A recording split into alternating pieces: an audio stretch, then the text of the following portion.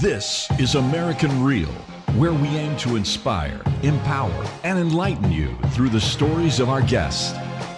Here's your host, Roger Brooks.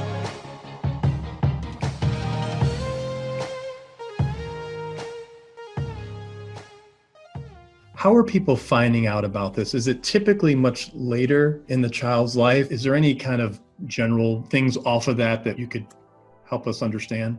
There are trends that we see. There's a population of children who do share right away what happened, although that, from what we're looking at and what we're finding, is a low number. It takes on average 25 years for a child sexual abuse survivor to come forward and share. It's happening a lot. It's happening all around us, and we're starting to see that as a society.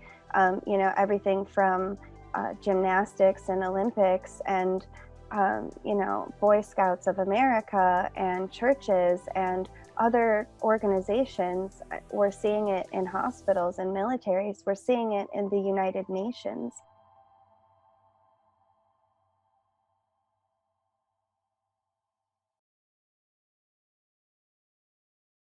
Let me guess, you're an entrepreneur looking for ways to grow your business online. And you've probably tried everything to grow your business, including social media, SEO, even paid ads, only to find out that nothing truly works. So what if I told you that writing a book that goes on to become a bestseller is the magic wand, and that you can do it in as little as 30 days, 2 weeks, or even over a weekend in some cases, without spending more than 10 minutes a day? Would you be interested? My name is Roger Brooks, and I'm the founder and host of American Real TV, where I interview world-class guests to empower others through the essence of story. But I didn't get here overnight, and my mission certainly doesn't end here. Ever since I was a little boy, it's been my dream to empower others through the craft of writing and storytelling. And throughout my life, I came across several mentors who pushed me toward my passion for writing books and helping others to do the same. There is no greater joy than to be working with aspiring authors and to help them establish true credibility within their industry by writing and publishing their first book, which I'm proud to say have all gone on to become bestsellers. Now, you're seeing this video because I just opened enrollment for my new book writing program, where I promise to take you from page 1 to published in 90 days or less. I will be personally working with you to overcome the same fears and obstacles that kept me from pursuing my dreams all of those years. Simply click on the link below to see how I could help you become a first-time best-selling author. I look forward to seeing you on the inside. This is American Real. I am Roger Brooks. My guest today is Lili Deveneau. You help survivors reclaim their right to heal from sexual trauma. You're a keynote speaker, advocate, change leader, award-winning author and editor, and a child sexual abuse survivor. Lili, welcome to the show. Thank you so much for having me. It's so great to see you again, and I'm so grateful to be here. Likewise, and we did connect a few weeks ago when we had a LinkedIn Live that we did, and you were one of several speakers that came on to tell a little bit about your story. Today we're going to go a lot deeper into that, and I have to say right off the bat, we've had a couple of, very, as I would call, sensitive topic, but very important issues, podcasts like this. And I'm really, first of all, honored to have you on the show, to be able to share a part of your story. But really, we're all about helping people, helping people that may be going through or knowing people that are going through similar things. So thank you so much for doing this today. Absolutely. And thank you so much for holding the space for these important conversations, because as we can feel, I think these things are coming up in order to be healed. A lot of different issues that are seemingly separate are really interconnected. So when you address one part of it, you actually address the whole. So that's some good news. Yes, absolutely. So look, a lot of what we're going to talk about is not easy. You are a professional. You do this for a living. You are a speaker, a public speaker. So, I'd like to kind of turn things over to you to say, if you could get us started on how, number one, the scope of sexual violence and child sex abuse. If you could give us an overview of that in general, if we could start there, and then just kind of I'll ask you some questions off of that. Absolutely. So I was actually really shocked to discover that 1 in 4 girls and 1 in 6 boys is estimated to deal with and experience child sexual abuse, which is before the age of 18 years old.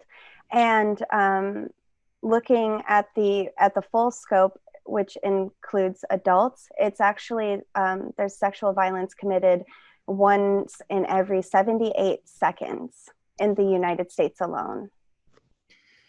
Unreal numbers if you think about that, especially when you think about the children. That's a very significant number. And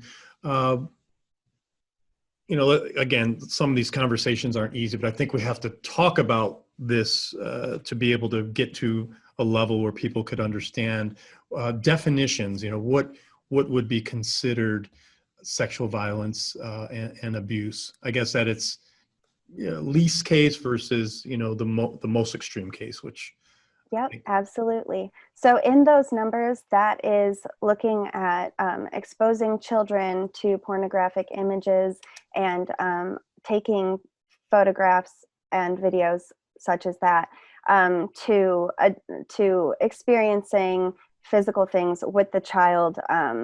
And there's also the question that people bring up in terms of consent, like, well, what if the person is 15 or 16 or something like that, and they're expressing that they understand and they're expressing consent. That's not possible, because you cannot give consent until you are a legal adult, which here is 18 in the legal aspect. So all of those sorts of things, as well as like the physical touching and things like that, all the way up to penetration. And another thing to clarify that people don't often understand is that boys can also be victims of sexual violence. So Lili, how are the authorities and those that are trying to help people with the trauma, how are people finding out about this? Is it typically much later in the child's life, or are we finding that it's a combination of could be in the moment where a child will say something? Is there any kind of general things off of that you could help us understand? Absolutely. There are trends that we see. There's a population of children who do share right away what happened, although that, from what we're looking at and what we're finding, is a low number.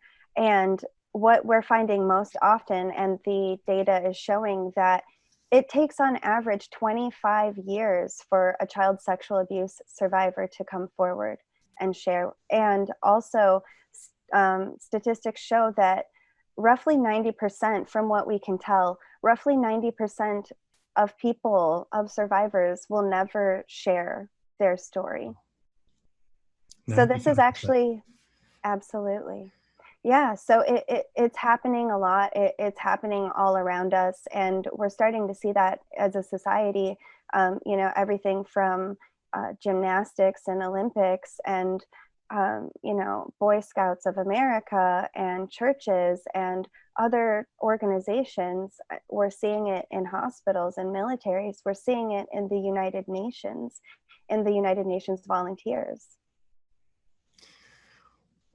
Why is it so prevalent? Like, why is this? And is this worldwide, or is this pretty much more prevalent in the U.S.?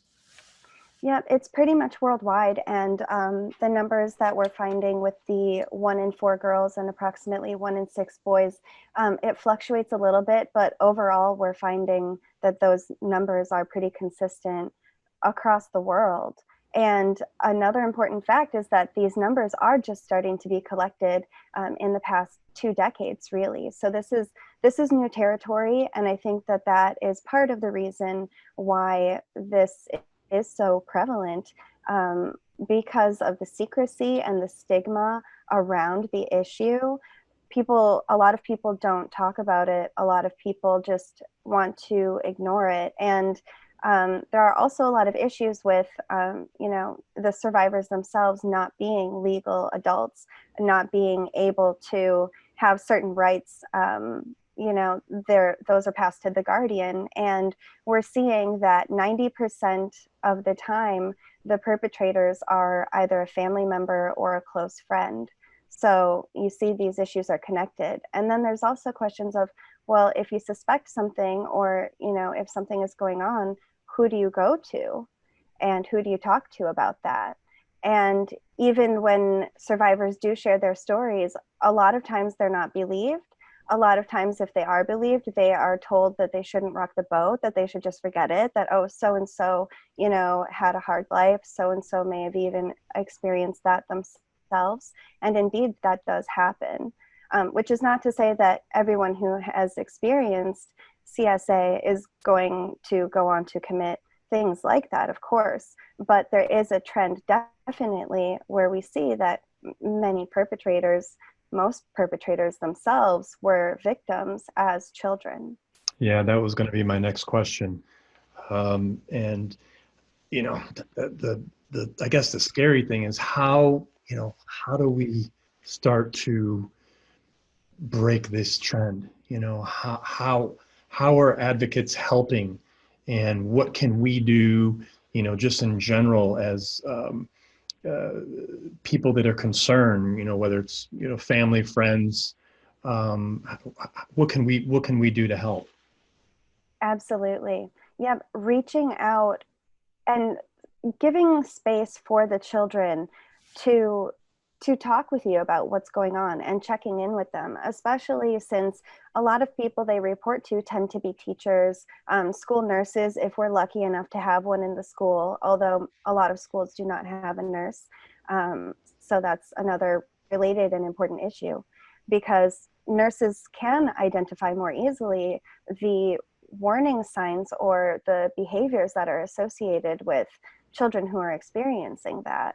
And so we need to be teaching adults what to look for. We need to be giving children the space to come forward. And importantly, we also need to be passing legislation and programs to put CSA prevention education in schools, mandatory K through 12, based on where they're at developmentally. We need to teach them what is okay, what secrets are good to keep, and what secrets are not appropriate to keep.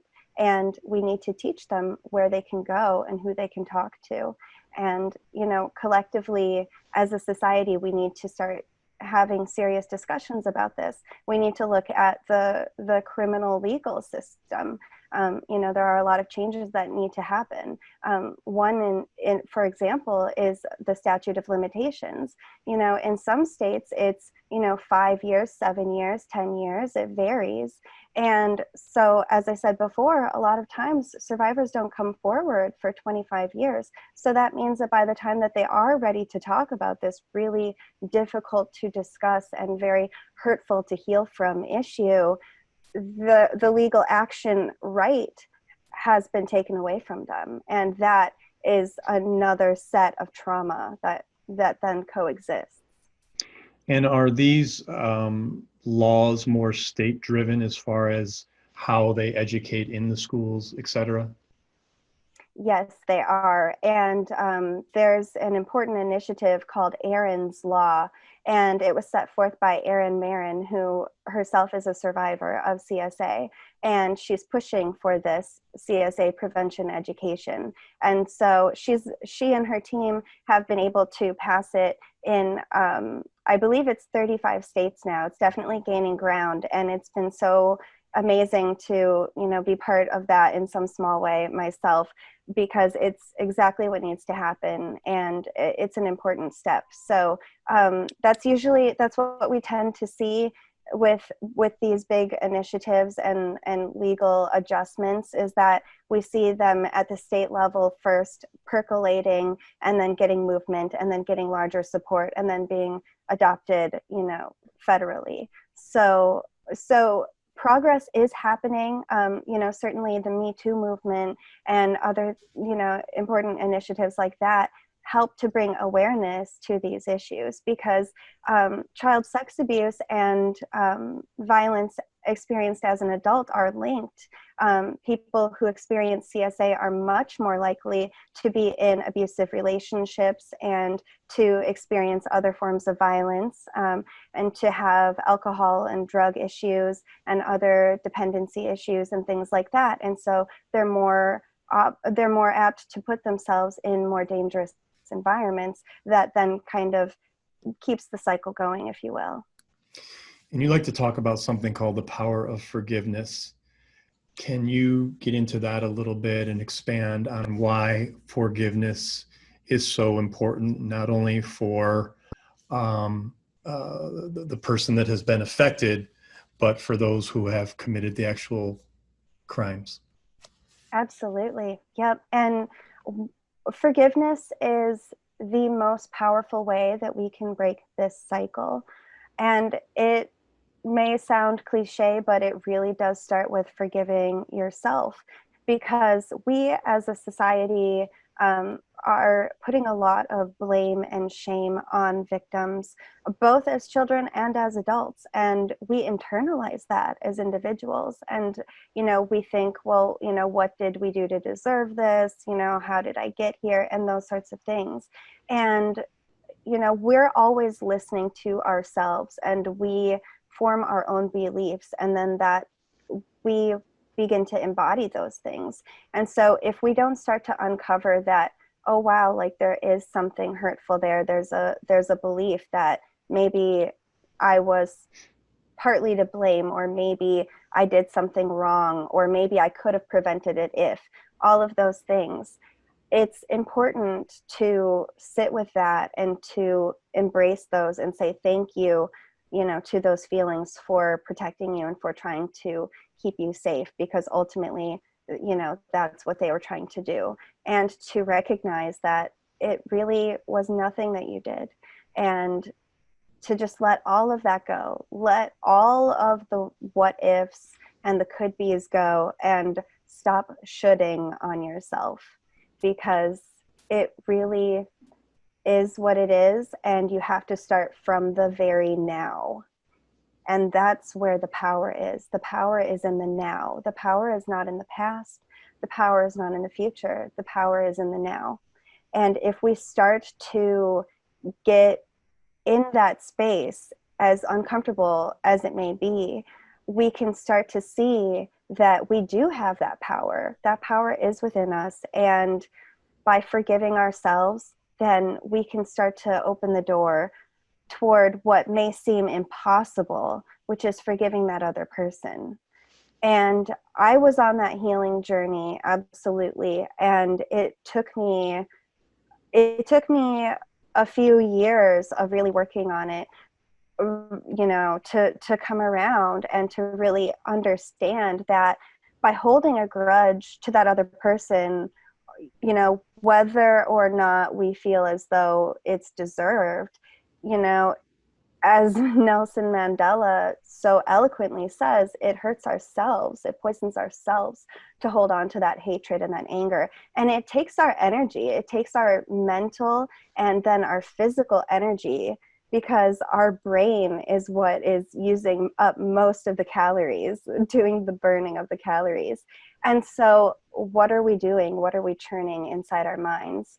And forgiveness is that path that clears out all of that negative self-talk, those beliefs. So working toward a place, even just little by little, where you believe that it is possible to forgive that person.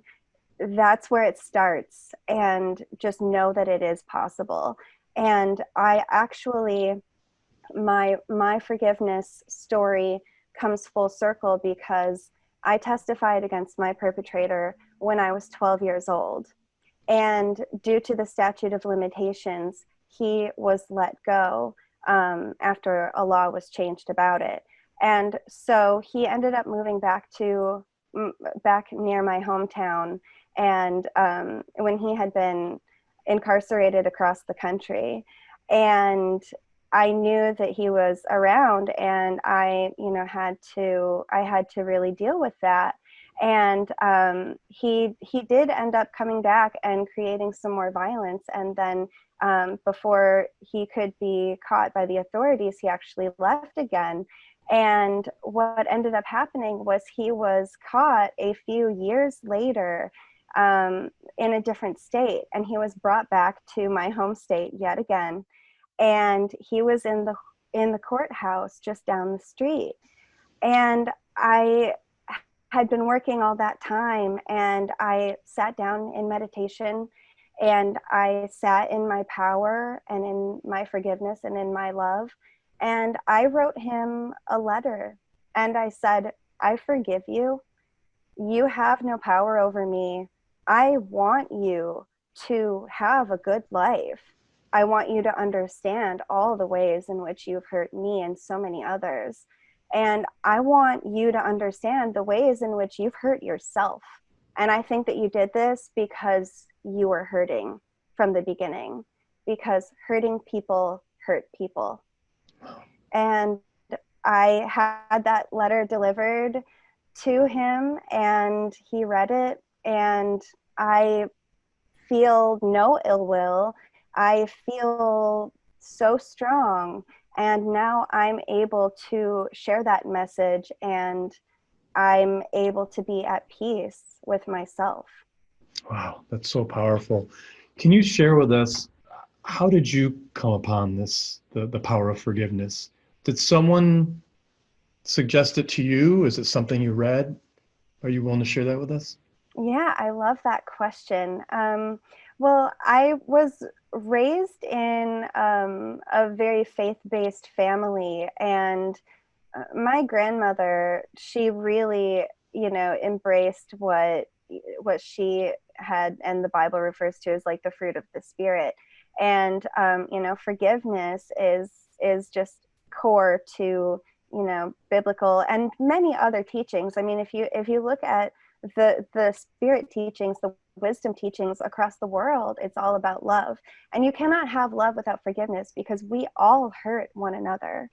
And so we cannot truly love ourselves, and we cannot truly love another person until and unless we learn to forgive. And she just embodied that so well. And I think she really gave me a template to work towards. Wow, that's wonderful. That is wonderful. Okay, so the next thing that I wanted to ask you about was what you call heart-brain coherence.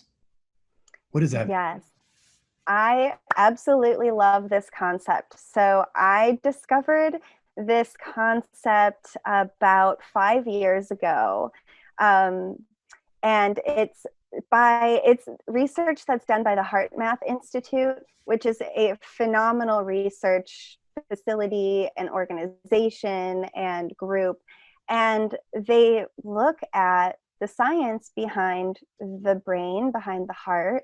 And what they found is that there is what's called a little brain in the heart. It's a group of over 40,000 cells, and they're sensory neurites, which is the same kind of cells that are in our brain. So there's literally a little brain in our heart, and it has its own energy field. It has its own remembrances. It has its own language. So it thinks and it feels and it communicates independently from the brain, and it speaks to the brain. Amazing. So tell us more.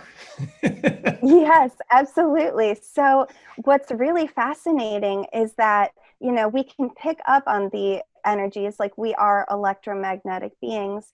And so our heart is all about the language of the feeling. And of course, our head is all about the language of the mind. And I'm sure we have all experienced where our head is telling us one thing and our heart seems to be telling us another. Well, that's very true. That's because they may be remembering things in a different way. They're clashing at that point. So they're having a little argument and you're just caught in the middle going, well, what do I do? Well, here's what you do. All you do is you get really quiet. You take a couple of breaths. And as you're breathing, I encourage you to just put a little pressure on your heart, whether like this or put both hands, whatever feels good to you.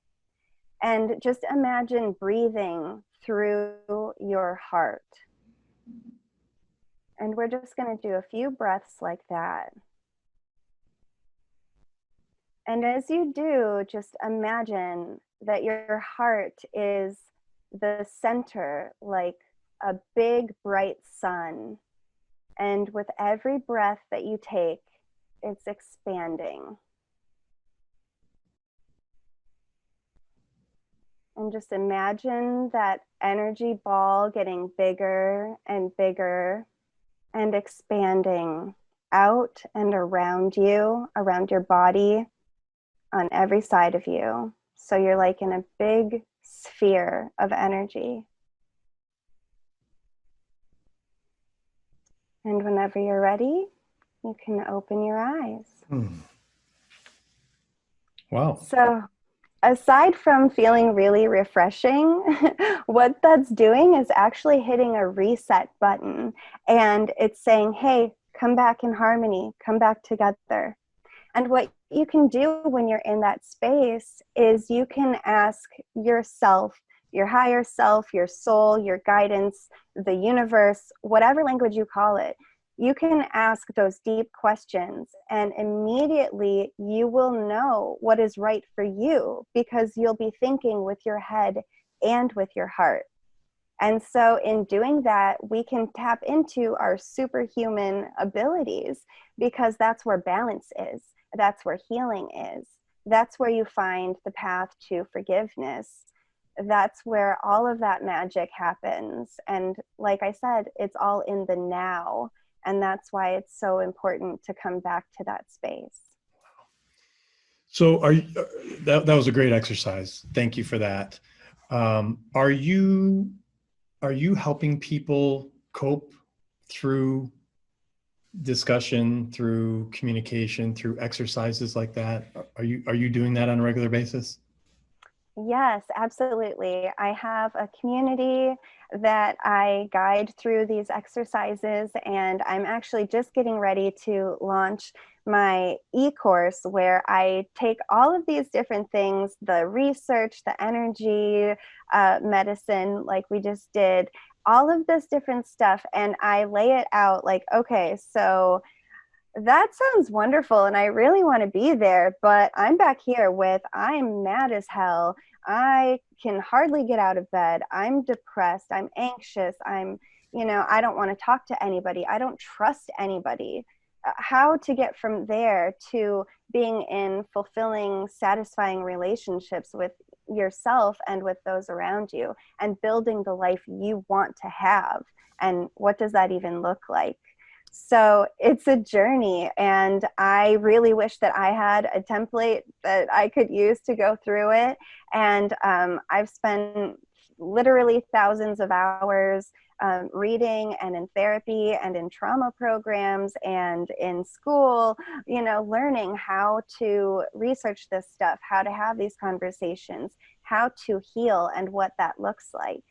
And, using my experiences to help other people so that they can let go of those things. And, we've had amazing, incredible results. And, people, I'm so blessed and I'm so humbled and grateful when people have literally come back and told me that because of our workshops, because of what we're doing, that they literally have changed the way that they're raising their sons and daughters, that they've been able to reconnect with their family members that they haven't spoken to in 20 years because of all of this trauma that got in the way. People coming out as survivors for the first time, and how empowering that can be. So a lot of transformation, as well as, physical transformation. Of course, I don't make any sorts of claims, whatever, but, just showing like what I have seen and what I've experienced personally, and, what I've helped others to be able to do. And using these techniques that I'm talking about and what the science is showing us, using these things, I was able to heal from rheumatoid arthritis that developed the year that I had been sexually abused for the first time when I was 7 years old. And so I had had that trauma, and that manifested physically because everything is energy. And, it had to go somewhere, and I didn't know how to let it go. I didn't know how to talk about it, much less let that go. And so, so I had rheumatoid arthritis. I was registered as an American with a disability. There were days when I couldn't go to class because I couldn't get out of bed. My knees were too swollen. They were too sore. I couldn't hold a coffee mug because my hands were just crippled. So I went from that to not having arthritis, to be completely cleared, nothing in my blood, nothing. Like, I can run, I can dance, I can live my dream life. And that's exactly what I'm doing. That's amazing. And it's just having the tools and the knowledge and the understanding, I think, as you said, to be able to let that go, right? Absolutely. Absolutely. Wow. So I'm curious about, and I don't know, if you know these answers or not, but I'm just curious based on your experience. The predators themselves, are they considered mentally ill, or, I'm trying to just understand from a mental perspective, what if, if they say I can't help myself, or, I don't know where it's coming from. Like, how does that play into things? Yeah, absolutely. Great question. So there are various terms that actually differentiate what stage of development people may be tending toward in a sexual manner. So they actually, like, pedophilia is what we are most familiar with, but there are actually a breakdown of others, and it is in the DSM manual, which is where anxiety, depression, and all of those things are laid out, and that's kind of like the manual of of mental illness and other diseases, if you will. So it is there. As I said, there's not a lot of research. There are a couple of institutes doing research on people who have sexual attraction to children. There's one in Canada that does a lot of research on this. And not a lot is known about what's going on in the brain. If there's a lot of debate as to whether, this is something that can be, healed or not, whether this can be controlled, things like that. I've personally spoken to people who call themselves recovering pedophiles, and they are in support groups, which are very difficult to find, and but they do exist. And these are people who have come together and made a claim, much like AA, where there's no drinking, but for them, it's obviously more serious in some aspects, in that every time that they come in, this is something that the people I've spoken to about this, who've opened up, they do very much speak about it like it's something that is wired in their brain that they cannot control. So that's another thing that's needed too. We need to open up those conversations so we can understand, because one thing that we know is that this has always been a part of human history. And it's always been embraced in society in certain ways. And even in the forefront. And so it's been normalized in some aspects, child marriages, for example, they're completely acceptable in some cultures and in some, religions and doctrines and things like that. So, so I think like really bringing awareness and opening up and questioning and not being afraid to ask those questions, because there have also been a lot of researchers who've been trying to do this kind of research and have been shut down. There are sociologists and other researchers who have lost their jobs because this topic rocks the boat so much. And I found that in my own experience. I'm very, very fortunate and blessed where I am, to have people around me, wonderful mentors who support and encourage me. But I will tell you, it was very, very difficult to get to that place and to find those people. Wow. Are the laws strict enough, in your opinion? In my opinion, absolutely not. They're not strict enough. And also the other thing I will say is that, like we're talking about, I mean, if we're going to have laws, then we also need to have, the other institutional supports around it, so that, it's doing what it's supposed to do. And of course, that comes back to prevention. It also comes back to, looking at people who commit these things and all of those kinds of questions. So absolutely, the laws definitely need to be changed. And that's one thing that, I'm definitely working toward in my career, is that, we need to bring these things into alignment, and we need to really talk about, abuse, both of children as well as adults. How do you feel about the progress?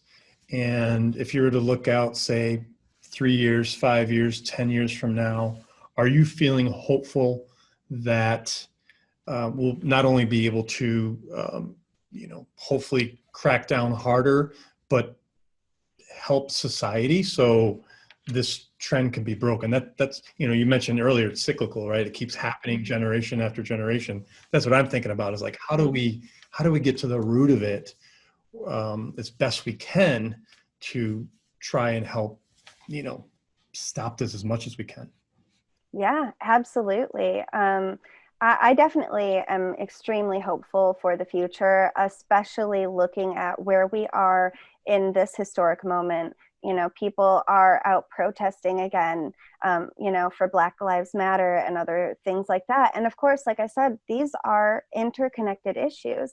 The Me Too movement, Tarana Burke and her work, that actually started from children, from African American and other Black girls who continued to come to her with these issues, and of course we see this in all cultures. And so, but like I'm saying, like, this advocacy, this power of, it is our time to speak, it is our time to break the stigma, it is our turn to reclaim what is ours.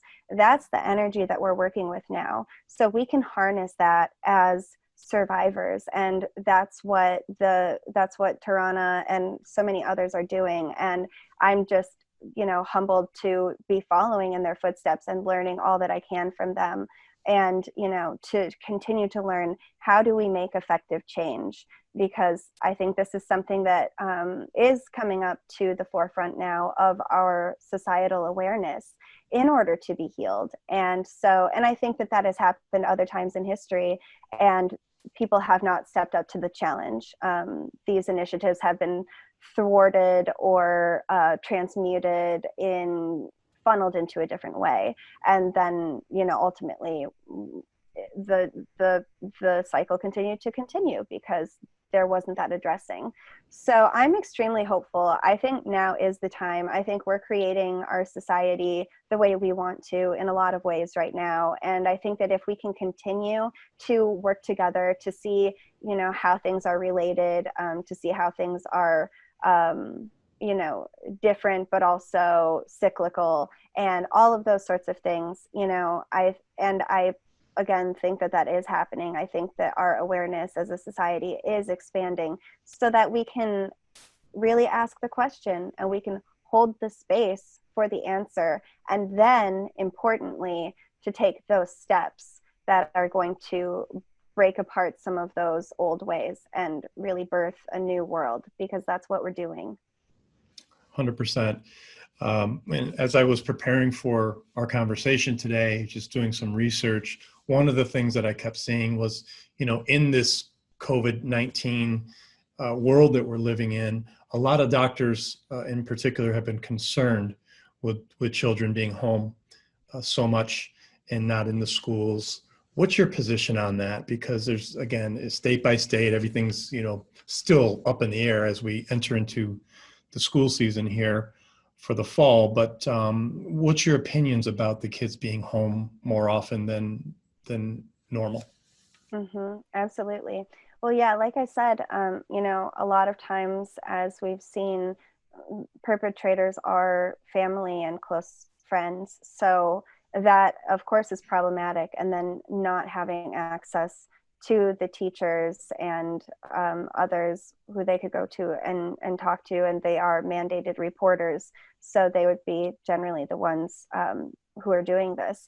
So that's definitely, a problem, with COVID, as we're seeing, this is like such a difficult time because, here in the United States, we were anticipating a first wave and then we would have a lull and then there would be a second wave. But in reality, we never had a first and a second wave. Like, we're still in the first wave and, we continue to ride that wave. And so it's really unfortunate because, other societies have approached it in different ways. And, I think here, like, we're very focused on our independent rights and our independent freedoms. And, we're such an individualistic society that we forget that we're also a collective society. And so, I know that people are worried, like, about socialization of children, for example, and it really sucks to be trapped right now. Like, a lot of us are feeling that. But as we're seeing with, like, COVID being so different, and we don't know very much about it because it is so new.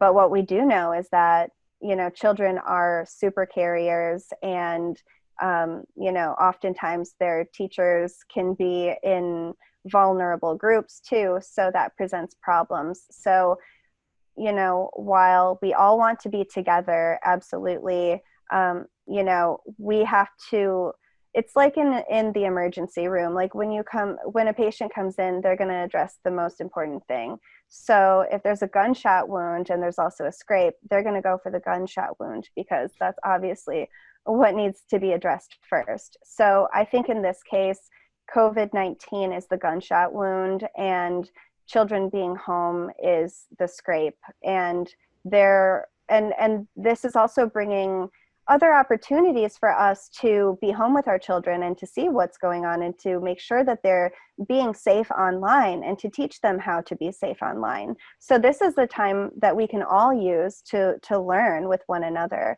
And like I said, if we can be checking in with the kids when, make sure that we go out of our way to ask them, hey, how are you doing? And just make sure that they are appearing okay, because what I've seen is a lot of times, survivors, their mannerisms change completely. Their energy has changed completely.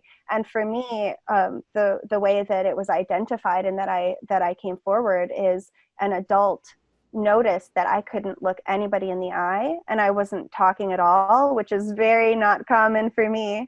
And, and my energy had completely shifted. My confidence was gone. My energy was gone. My happiness was gone.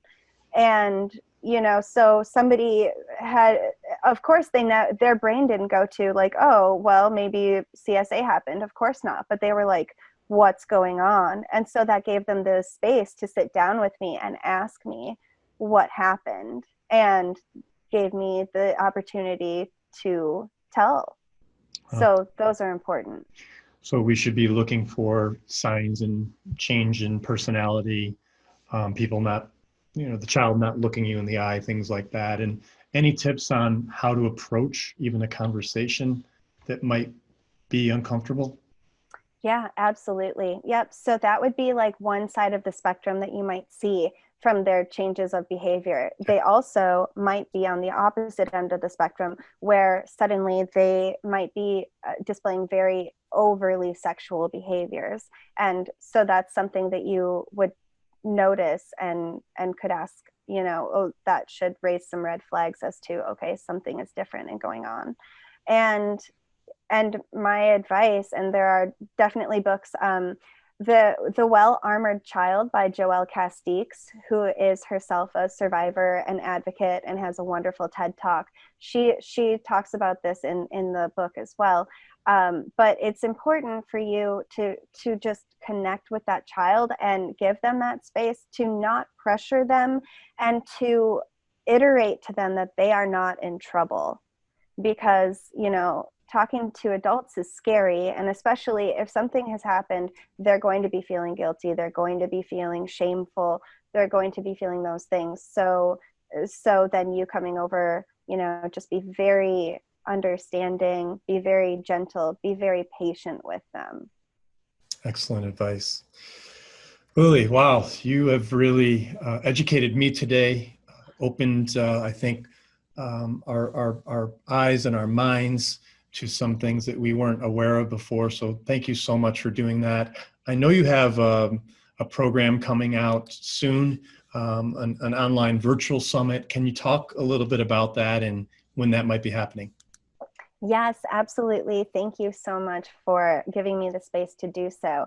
I'm really excited to announce that in September, from the September 14th through the 18th, I am hosting a virtual summit called From Wounded to Warrior Goddess. And so that's really looking at, how to make this transition from, like we were talking about earlier, where you might be stuck, and to really address that in a really safe way, in a fun way, because of course these things are really difficult to talk about, but healing, we know this stuff gets really tough, but it can be fun too. And you can have a community around you who supports you, who uplifts you, who understands what you're going through, and who are not going to judge you. So all of those things are absolutely crucial for the healing process. So, and people being home, I think, also gave them the space to not be able to run away. So a lot of people are saying, yes, I do have things that are coming up to be healed. What the heck do I do with that? So we're going to help you. That's great. That is awesome. If people want to reach out to you, what is the best way for them to connect? Absolutely. I am on Instagram at Lili Deveneau, and I'm on Facebook. And you can also get a hold of me on my website, which is endcsa.org. And if you want to connect with about the virtual summit and get on the list and get on the emails, you can do that there as well. Lili Deveneau, you are an inspiration. Thank you so much. Welcome to the American Real family. And so proud to be able to connect with you today and to be able to share a piece of your story. Thanks so much for being here. Thank you so much for having me. This was so much fun. I always love hanging out with you. This is so great. And thank you for all that you do. My pleasure. Thanks for tuning into American Real. Be sure to visit our website, americanreal.tv, or search for us on iTunes or YouTube for past episodes. While you're there, please rate us or leave us a review, as that helps others find our show. I am truly grateful and appreciate all of your support. If you'd like to be part of our inner circle or want one-on-one coaching, check out the American Real Learning Academy, where we have self-help groups and courses so you can build the best you. We also have a new Facebook group where you can connect with high achievers from around the world. If you want to go even further, maybe you're determined to write your own book or launch your own podcast, contact me today to see if we can help. You can reach me through Instagram or Facebook, or email me directly at roger@americanreal.tv. Thanks for tuning in, and we'll see you next week.